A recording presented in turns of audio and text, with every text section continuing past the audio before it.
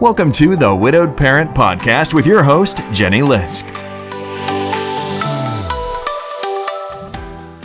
Hey everyone, it's Jenny Lisk, and this is episode 87 of the Widowed Parent Podcast.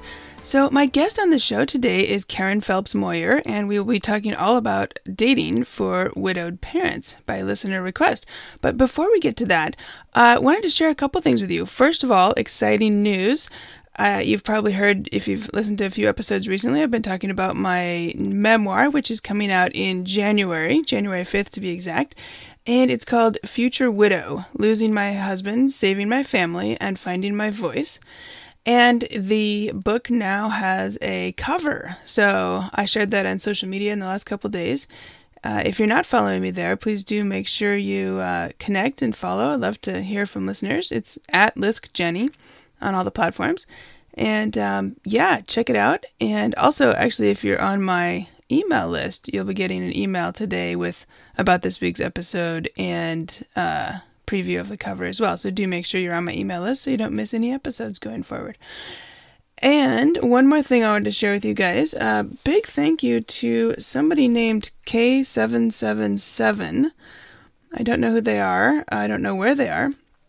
But they left a very nice review on Apple Podcasts, which it's so nice to read and hear that, the podcast is helpful to people. And on top of that, the reviews in Apple Podcasts actually are really important so the show can reach more people. So I just wanted to share K777, 5 stars, and the title is Excellent. And it says, this podcast is a lifesaver for a newly widowed parent on navigating life as a single grieving parent of kids that are also dealing with the loss of a parent. When you go on a drive or a walk by yourself to recharge or just to cry, this podcast will give you hope and a friendly voice who gets it. So thank you so much, K777. I really appreciate you taking the time to share that. And I wanted to give you a shout out here and just say thank you. Okay, let's get on to today's show here. The Widowed Parent Podcast is supported by Audible, and I'm excited to say that listeners can get a free audiobook and a 30-day free trial. Just go to audibletrial.com/widowedparent. That's audibletrial.com/widowedparent, and you get a free audiobook and a free 30-day trial of Audible. I hope you'll check it out. I had such a great discussion with Karen Phelps Moyer for this episode, and in this episode we get into dating as a widowed parent, and I've actually had some listeners reach out and ask about this, and it's not a topic that we've covered yet on the show. We did talk about an adjacent topic, which is step-parenting grieving children, back in episode 12 with Diane Ingram Frum, so I encourage you to check that out if that's relevant to you. But today's topic is a little different. It's focusing on dating specifically, and including, the fact that most of my listeners, I think, probably have not had to think about dating for years or maybe even decades.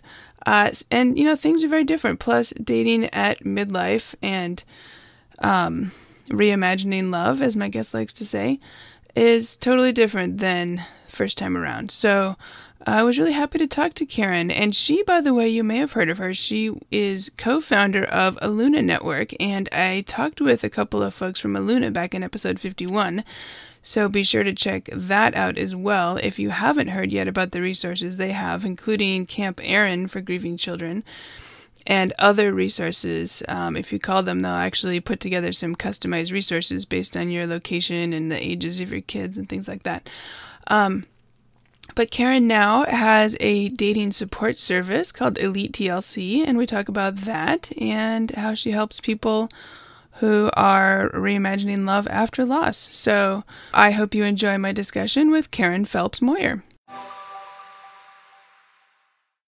My guest today is Karen Phelps Moyer. Karen is the co-founder of the Eluna Network and Camp Erin, both of which are terrific resources for widowed parents, and they've been serving grieving families for many years now.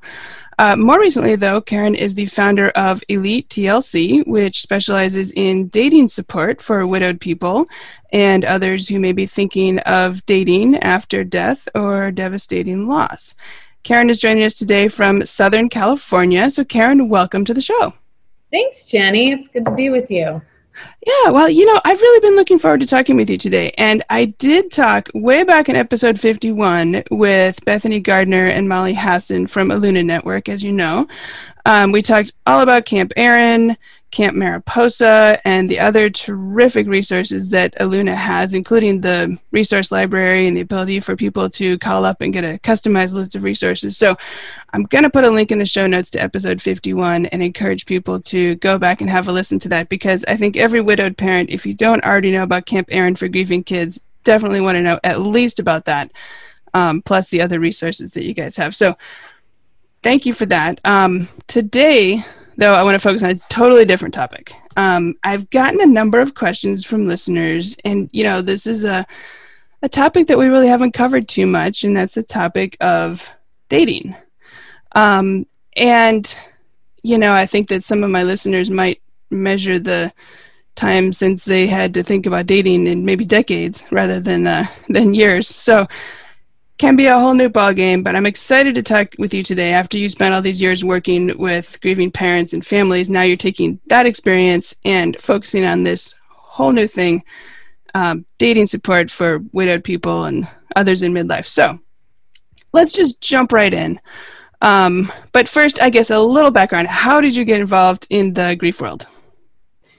So it came from creating Camp Erin, and back in the year 2001 in the Northwest, actually, where I knew of a camp where I grew up in Indiana that we had endowed and wanted to kind of model that and name it after this young teenager who was losing her battle to cancer, Erin Metcalf. And I believe that no child should grieve alone. And so this concept of camp and going and being around others empowers you, and you get the tools on how to heal. And it's a beautiful thing. And it exists. It's been around for 20 years. And now we're virtual, but still important, ages 6 to 17.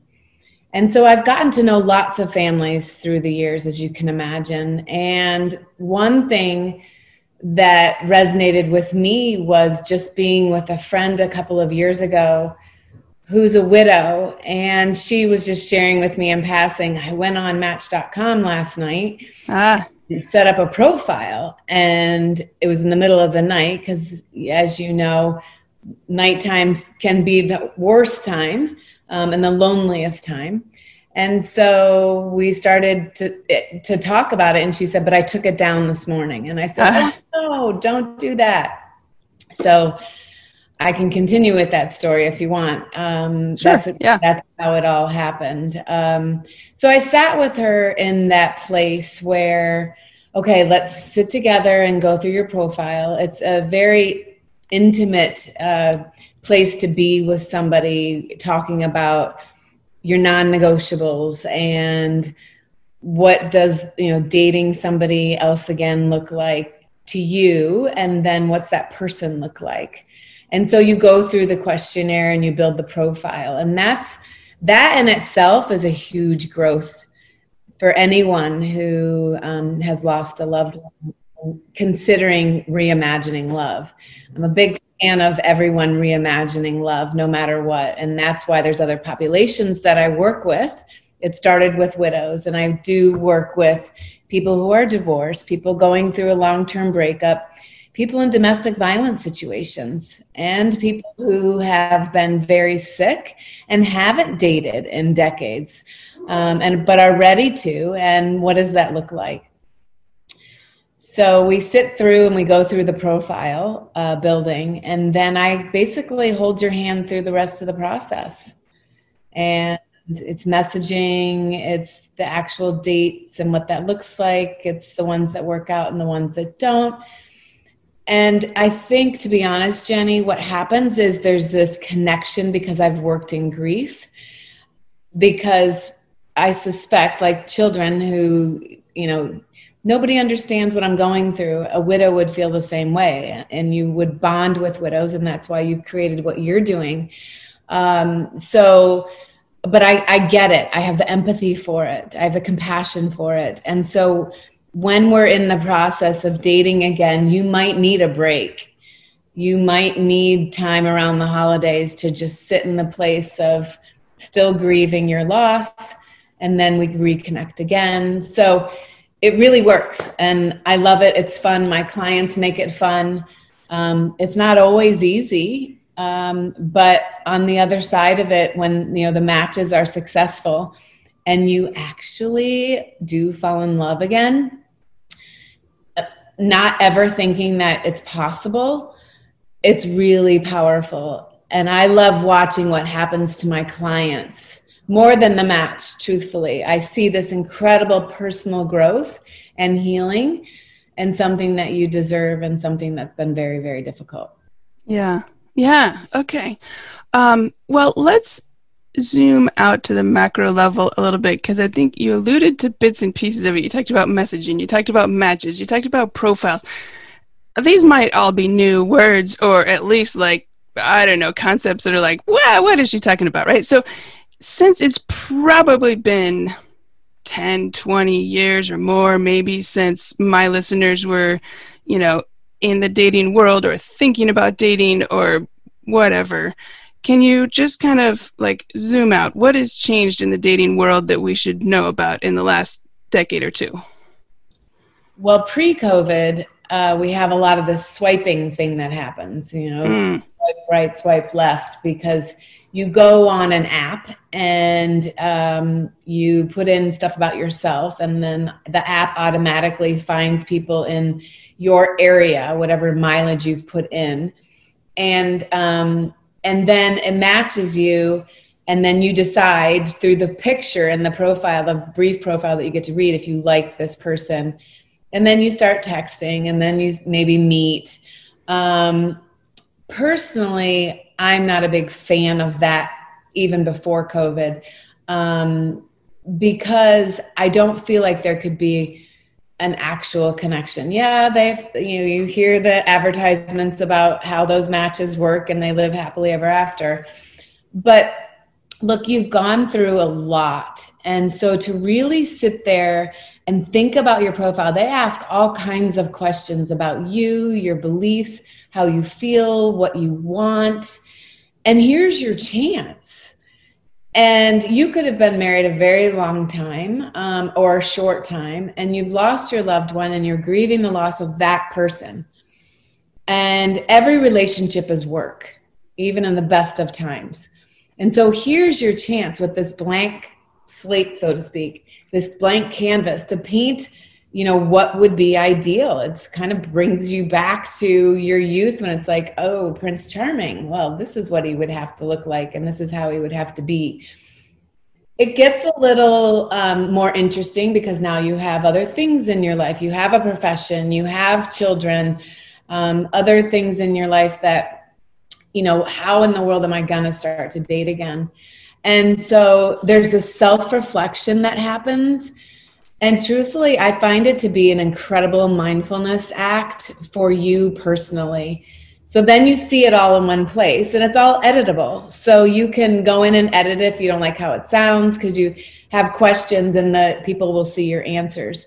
And what I'm talking about is not the swiping apps. What I'm talking about is where we pick, and I have a menu of different match.coms that we can choose from. And they can be very specific. They can be dog lovers, they can be religious ones, they can be vegan, whatever. Or there's some broader ones for age demographics and things like that. But you're paying some money. So to me as your coach, but also to the .com. Like a monthly fee or something. Yes. And that makes everybody accountable, and everybody has more of a buy-in. And so then what happens is, who wants to look through all that stuff? Well, that's my job for you. So all the matches come to me. I already know, and we've prefaced this with your non-negotiables, and I keep you accountable to your non-negotiables. And in the long run, that's the best way to be, because 9 times out of 10, they come back and haunt you. So we'll stick to your non-negotiables, and sky's the limit. I'm all about manifesting and telling the universe exactly what you want, and you can attract it. And remembering and believing that you can reimagine love. So that combination with me by your side, where I'm looking through the matches and I'm like, hey, Jenny, check this one out. You can still go through them and see them, but it's a lot of work. I wake up to people's matches every day, and I'm going through them for my clients and thinking about, yeah, this might be a good one. This one for sure isn't. And then I clean it all up for you, and then you get to look at it. And then it's starting to settle in, and you're starting to feel good about yourself, which then allows you to attract things that, are going to be interesting to you. And then you can take it from there. So you've mentioned a couple of times this idea of reimagining love. What does that mean? Well, life is a journey, and in our journey, we meet all kinds of people. We have friendships that come and go. We have friendships that stick for life. Family, supposed to be there all the time. Sometimes that doesn't happen that way. And so through this journey in life and the relationships that we have, some of us get married at a very young age. Some wait to get married, some put their profession first, and some, don't get married. And some along the way have tragic things that happen in what was going to be happily ever after. And in this subject, we're speaking about grief and losing your partner. And so it's impossible to think in your journey, even if it's divorce, even if it's a long-term breakup, even if it's a domestic violence where you've just, had to work through so much about relationships and what you allowed, so to speak, or what happened to you and how do you move on from that. I believe that everyone can and should reimagine love. Things happen to us in life, and that's okay. In some level of life goes on, and how do we learn to live on and live well? And so in believing that you can reimagine yourself in a place where you're loving again, it doesn't mean you have to forget and ignore and not celebrate that part of your life, and especially if you've lost your partner. So to know that, you sit in that place of extreme sadness and, okay, is this my forever, or I'm ready. I'm really ready to reimagine love, and what does that look like? And that's why I love what I'm doing, because it's that silver lining, and it's the living on and living well, and I'm supporting you through that, and I have the empathy for what you've gone through. But I can tell you there's amazing people out there for you, and it's something that when you're ready, it's pretty magical. Yeah. Okay. Thank you for going through that. In thinking about maybe some of the widowed people that you've known and worked with, what do you think are some of the common, concerns or complications that come up if they're thinking about, should I start dating? Well, and I've worked with all ages, and people that have children, people that have grown children. The common thing for everyone is, I can't imagine loving someone else as much. And so coming to peace with that, and then the complications that exist when kids are living with you at home still. How and when do I introduce them to somebody else? Even just introducing them to the idea of mommy or daddy dating again. And then I think the one thing that I catch widows doing often is when things aren't working out, because it's not always going to be perfect, is not taking the time to celebrate yourself and every step that you're taking moving forward. So what that means is, if you're making a decision, okay, I'm ready to date again, it's a really big task for us to sit down and me learn about you and what's important to you in a relationship, and on all levels of a relationship. And then when you meet somebody and you're thinking they're the right person and it's not working out, you then are self-rejecting. You're putting yourself down. It's like, something's wrong with me. And that's the last thing you need. And that is so far from the truth. So I've actually enhanced myself as a coach. And I am now a certified thought coach. And so when I work with my clients, everything about what we do is even more fascinating, because now we're analyzing your thoughts. Where did that thought come from, where you're thinking you're rejecting yourself or this is your fault? Where did that thought come from? Is that a stored thought? It's definitely a negative thought. Is a thought we want to hang on to. How do we, this is the best exercise I do with all of my clients, release and replace. How do we release stuff from our life and replace it? Same thing in dating. You know, you basically have to release this vision of your life as it was with this person, with the kids, as a family, because that person's gone.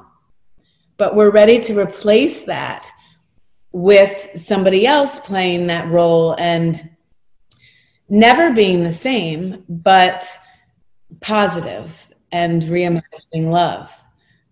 So I'm excited. This is a new tool for me that I've been working on, educating myself in COVID. And so the thoughts that are there, I think, help people in their grief, and how we look at them and analyze them and then question them. And the same thing in the process of dating again. So I can hear my people ranting and raving about the person that they're with, and I'll just sit there and then I'll pause and I'll say, and that thought came from where? And who? And says who? And all these things. So at the end of the day, regardless of, ultimately finding someone that you can reimagine love with, you're growing and self-improving all the time. Yeah. Well, as you're talking about replacing a thought that's maybe not useful in some way with a thought that's more useful in some way, I'm thinking some people might be listening and thinking, well, maybe I'd like to try dating, but oh my gosh, I can't imagine swipe left, swipe right, swipe left, swipe right. It sounds so overwhelming. I'm just going to go back in a hole and not think about it. Is there a reframe here or a way to think about this? You can't work with me and do the swiping dating. Okay. I don't let my clients do that. I've caught my clients, LOL, doing, they'll say, well, I just decided to swipe again. And I'm like, you have to promise me you're not going to do that, because we're just going to focus on the site that we're on and manifest it here. Because otherwise it's clutter and it clouds your decision making and what you think you want. And those swiping ones, they're really not for necessarily long-term relationships. And most of the people that I work with are looking for a long-term relationship. And I would prefer to work with that anyway, truthfully. Otherwise, go on the swiping. So that anxiety of the swiping is gone. And then when we do it on our Match.com, remember, the matches are coming to me. They go to you too, but they come to me. You can go on the profile, but all the matches come to me. And I'm sifting through them for you. I'm taking away that anxiety. And truthfully, I'm all about building self-esteem and self-confidence. We can talk about what you're going to wear, how you should look, how you're going to feel, what's important to you. I am that emotional support, like a best friend in your pocket, and I'm always accessible. So I have had clients that have started dating, and it's a lunch date, and then it'll turn into like a 9-hour date. And I'm texting them going, stop the date, go home. I know it's fun and exciting, but, and then, you know, you just need to take it one step at a time, and someone's there advising you based on, you know, track records of things that are happening. COVID has definitely confused everything. And dating is happening, and believe it or not, it's the best it's ever been. All of the Match.coms have had killer summers because people are Zooming. People are Zoom meeting. They are, they're comfortable with that. And I actually think that's healthier in some respects. You know, there's some clients that I need to be like, okay, let's talk about when you're going to kiss kind of thing. You know, just, you want to be comfortable in your place. And so, the COVID situation has made people engage more like this. And then you go on basically a safe date because you got to socially distance. And you really get to know the person in a much different way, where this swiping thing, everyone was meeting and they were, you know, having regrets the next day, so to speak. Yeah. So this establishes a deeper relationship, and truthfully, you can tell right away sometimes. It's like, it's really nice to meet you, but gonna just keep exploring kind of thing. Right. And that's the other thing, is that a lot of people have intrepidation about doing this, and like, okay, what if I don't like the person? How am I ever gonna, you know, just tell them that? And I have every situation we can handle, because we're going to be thoughtful in how we say it, and you're going to be confident about it. So you can feel the personal growth happening through this process. And then, you know, the rainbow is this reimagining love. Yeah. And making it happen. Yeah. Oh, so interesting. I'm glad you mentioned COVID. I was thinking about this. If some people are thinking, you know, oh, okay, fine, I'm ready to start dating, but now COVID shut everything down for who knows how long. So it sounds like people are having Zoom meetings, but then are people, you mentioned socially distant, are they having like an outdoor restaurant? Are people doing that kind of get together too, or is it all Zoom right now? Yes, no. In fact, a lot of people are meeting to go for a walk. People will meet at a park. You can go to the beach. Go on a hike, you know, those kinds of things. I encourage that. And then of course, to meet for coffee, to meet for lunch. You know, there's a way to meet with the person and be safe. And certainly I work with people all over the country. So, you know, each state is regulated differently right now in COVID. But it's respectful. And then, you know, I have friends and clients who they get past that, and then it's just, you know, they become your COVID kind of partner. You know, they're in your COVID pod of people. Your bubble of, yeah. Your bubble. Gotcha. Okay. I totally lost my train of thought. I'm going to have to edit this out.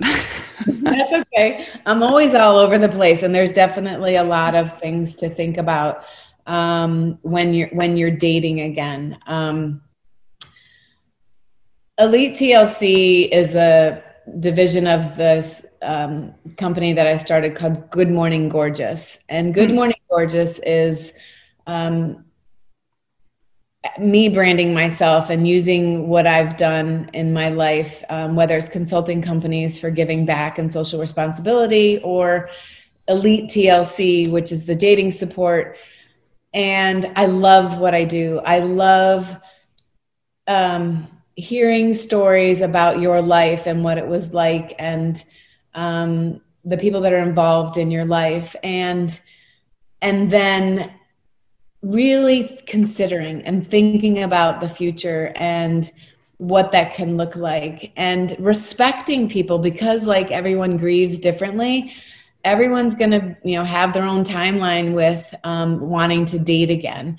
But like my first client, she was lonely and thought, I'm going to go on Match.com because a friend said, why don't you try it? And then just felt by the time she woke up, like embarrassed or as if her loved one's looking at her. Everybody deserves to live on and live well. And this is a part of that process. Let's get practical for a second here. A couple things I'm thinking about. And I guess let's just say pre-COVID now, because we just talked about like getting together and not catching coronavirus by hiking or whatever. But pre-COVID, I'm thinking about safety precautions, stuff that people should know about or think about if they're planning to meet, somebody for the first time. They're, presumably don't want to meet a serial killer. I mean, like, what should people know about or think about or plan in that respect? Well, the good news is when we go on a Match.com that you choose that you're paying for, the Match.com is responsible for paying attention. And there'll be times when they'll send a message saying, they'll track that person immediately and know that they're not a good person, because there are people like that out there. So there is this double protection. Elite TLC, if you get to a point where you're very interested in this person, we will do a background check. I do think that that's important. I do think because you're spending money, the pool of people that you're looking at are more like-minded than the swiping ones. And so it's a bit safer. So, before COVID or during COVID, I've not run into anything where that's happened. And sometimes, and this is why it's important that I'm supporting you in your messaging, because if you've been married for 30 years and all of a sudden you're learning how to date again and learning how to message people, we need to walk through the steps of, the simplicity of the message. Don't share your whole life right now, because that's what we do as women, is we share our whole life and we want to be connected to that person. And, you feel that, but guys, they're very different than us. And they don't really need all that information right away. And you're sort of feeling out the guy. So that's how I help you, guide you in the messaging. I have had people that certainly have had, you can see where it's going, where the guy might be interested in just finding out if you have any money. And that happens. And then immediately delete, report. That's just that's part of the game of this, I suppose, because it's really hard to meet people anyway. But I like this process, especially now in COVID. We can't go to events. We can't go to health clubs. Like, where are you going to meet people? And so this process actually becomes even more, I think that's why all these Match.coms are doing much better, is because, okay, where am I going to meet somebody? I have to go on a Match.com somewhere. So I don't know. I think it's going to go to, and this is the other thing as part of my coaching, is we really get to know each other. I'm going to know your style. I'm going to know how you speak. I'm going to know how your messages will sound like they're coming from you and not from me.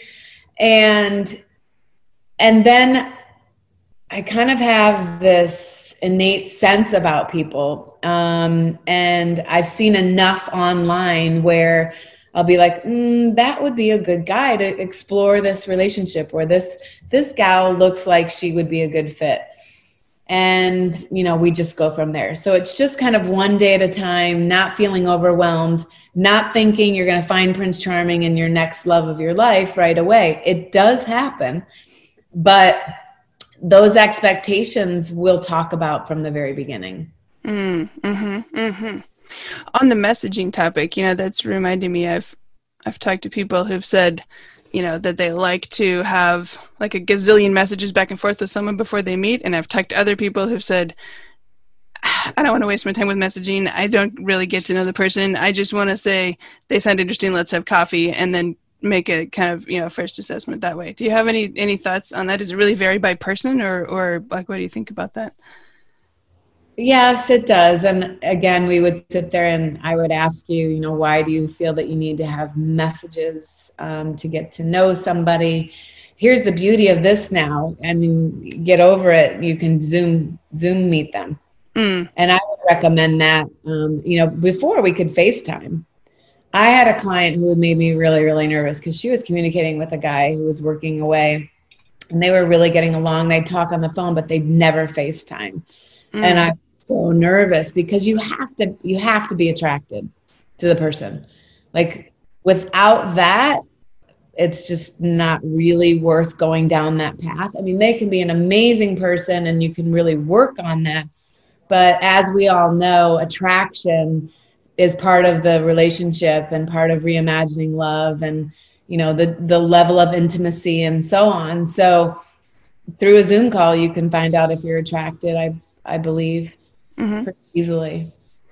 Well, and that's an interesting point because, I mean, a Zoom call is a pretty low investment of time of, you're not putting yourself out there too far. You could always invent an excuse why the Zoom call has to be short. It's maybe easier to do than if you're out at dinner or something like that. Jenny, you're getting it. You are so getting it. I love it. And that's it exactly. Where you can tell right away a lot of times, or you might be interested in just say, yeah, this is worth a coffee meeting. But that's where I would be saying, don't book dinner. It's a longer date. Right. Yeah. So coffee first is a better first step, or like a date, like a lunch is a lower bar than a dinner. Yes. And truthfully, like even in COVID, like I don't even like going out to eat right now, even with my family, because it's so complicated. We've all got masks on, and then you got to do the Zoom for the menu. And then some places they make you pick it up at takeout, and then you take it back to your, like it'd be better off. I'm recommending all the time now picnics. We're both bringing your own food because you're not allowed to share food, but it's just, we do everything around food, which is great, and we have to be creative. But you are technically, we're in COVID, different quarantine levels in different states. So you have to be conscious of that. Yeah. Yeah. No, that totally makes sense. Let's see. What haven't we covered yet?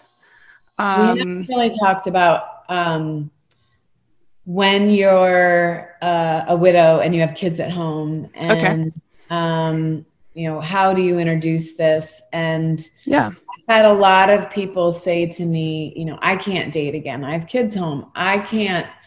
My family, they're going to be mad at me if I start dating again. The pressures, the outside pressures that come in because we're worried about what others think. First and foremost is your kids. Obviously, there are healthy ways to introduce them to somebody that might replace in their eyes daddy or mommy. And some people are more thoughtful than others in how they introduce the kids. There are definitely professionals out there and resources for people that you can kind of plug in your situation and it would suggest, the best way. Every situation is different.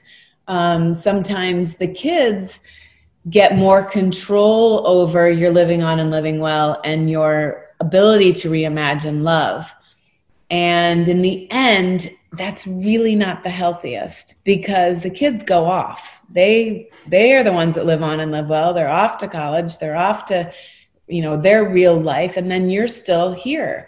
And so in some ways you have to look at your own timeline and when you can meet somebody and you can have your own rules about that, whether that person comes over, whether that person's, spending the night, all those kinds of things that people have to think about in what you're comfortable with. And that's what I always go back to is you're gonna be cognizant and thoughtful with everybody else.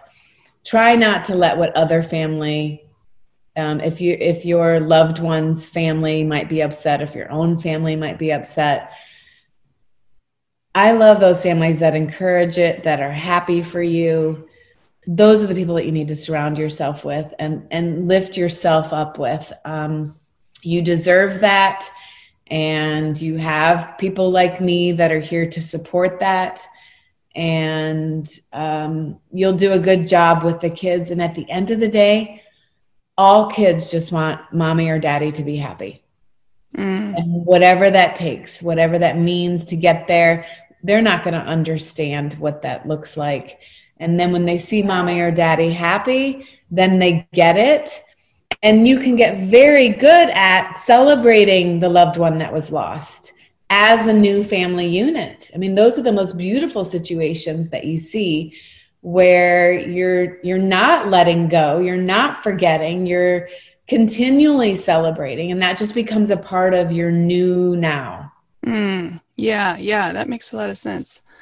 I wonder if you think there are differences, if the kids are like very small versus medium sized versus teenagers, if, I don't know, what's easier, what's harder, or does it really just depend on the individuals involved, or do you see any kind of commonalities of different age groups of kids?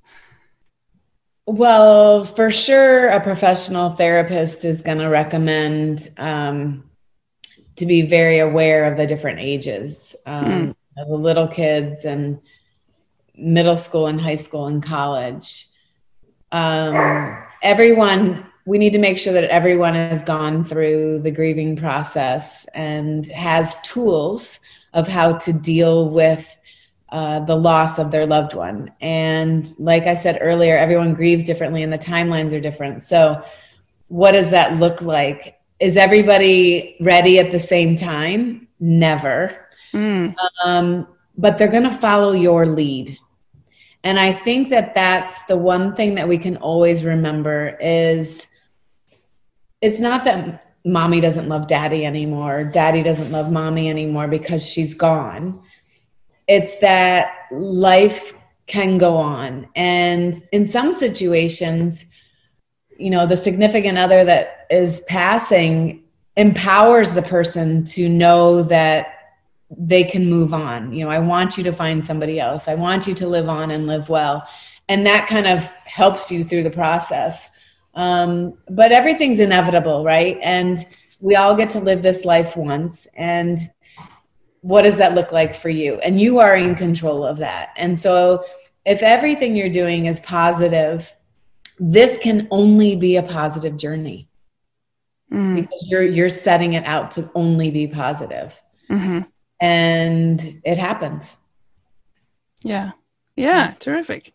Let's just talk a little bit more about your services that you offer. I think you said it's not just for people in Southern California, right? No, I'm all over the country. Gotcha. So you do virtual work, then Zoom and, things like that. Yeah, for sure. Pre-COVID, I would meet with you in person. But now we do everything on Zoom, and I'm always a text away. So. Yeah, that's cool. And then I was looking at your website a little bit. It looks like if people maybe can, everything from like, I just need help with my profile up through I need coaching here. Yes. So I customize things. The website just gave us a basis of it. And most times I'm customizing the package that I have with my client. I work with people if they're going through a long-term breakup, if they've just gone through a long-term breakup and just, holding them together and building them up and what's on to the next and what does that look like. I also work with people who are separated and that may be going through a divorce. I also work with people who are dreaming big about things in life. And that can be building your own company or getting involved with whatever your passion is on a nonprofit side. What I love about what I do now, I'm using the skills that I've always had. What I love about what I do now is this thought coaching part. And so I like taking people back to their childhood. I will know everything about you because that only helps us to demonstrate through yourself who you want to be and who you are. And so I'm just reminding you, or I am encouraging you, and we're setting goals. And so that can be in dating again, and that can just be in living on and living well. And what does that look like? So it's everything. It's all relationships. And I think in particular, I really love working with widows. And when I tell people what I do, they're like, oh, what a good idea. It's just like, of course a widow should be dating again at some point. And what a great idea to have someone like you who's so positive and upbeat and believes in reimagining love at any level. And it really can be a wonderful experience and journey together. Yeah. Yeah. And it seems like, the need is pretty clear, right? Because as you've said, it is more complicated. People feel vulnerable or uncertain, or there's lots of reasons why thinking about dating or repartnering after a loss like this would be tricky. And so having some kind of guidance in the process, I can see how that would be really helpful. Well, look, here's the deal. We do all kinds of things in our life to support ourselves. You sign up for a package at the health club because you want to go work out.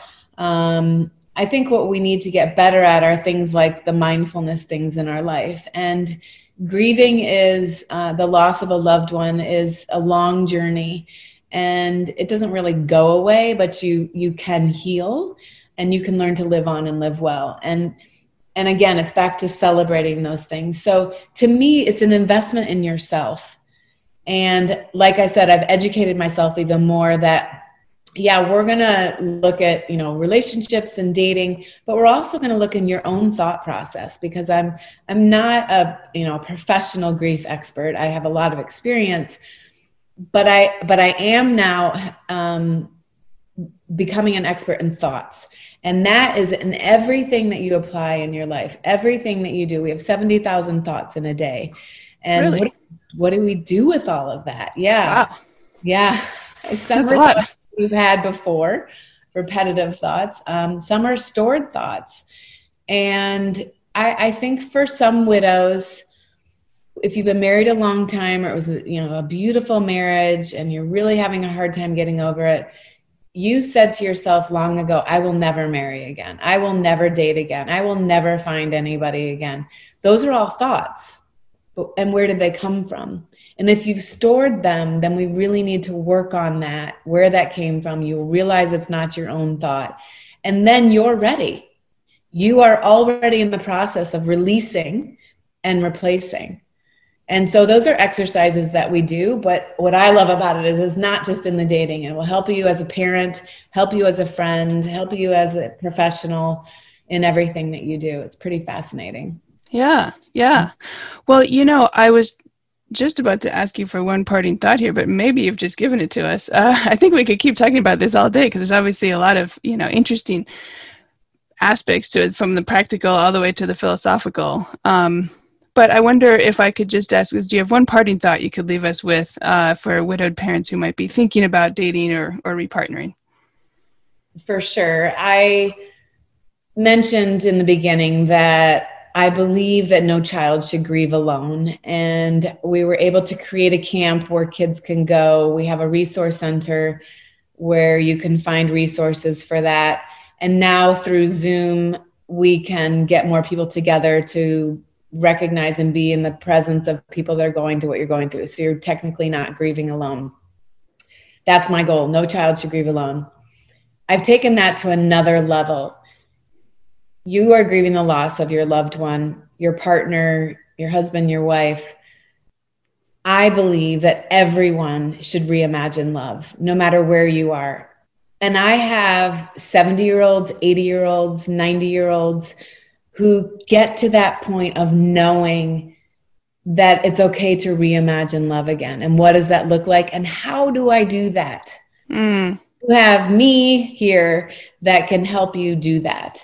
So recognize that my one parting thought is that you can reimagine love, and that you should reimagine love, and that I am here to help you make that happen. Yeah. Terrific. Okay, well, I think that's a great place to end. So my guest today is Karen Phelps Moyer, co-founder of the Eluna Network and Camp Erin, and now founder of Elite TLC Dating Support. So Karen, where can listeners find you if they would like to learn more about your work?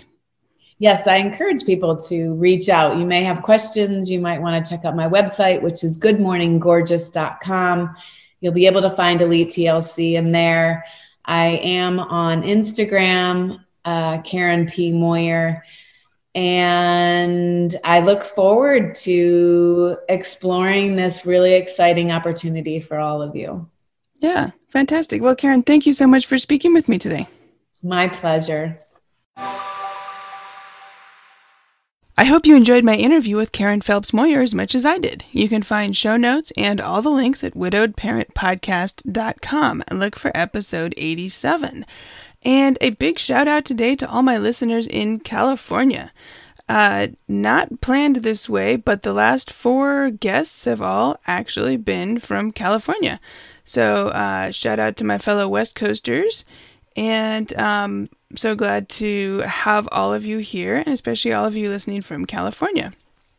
And do remember, if you have a moment, everyone, please leave a review in Apple Podcasts. It really helps the show to reach more people. So that is all for this week. As always, thank you for listening, and until next week, keep smiling.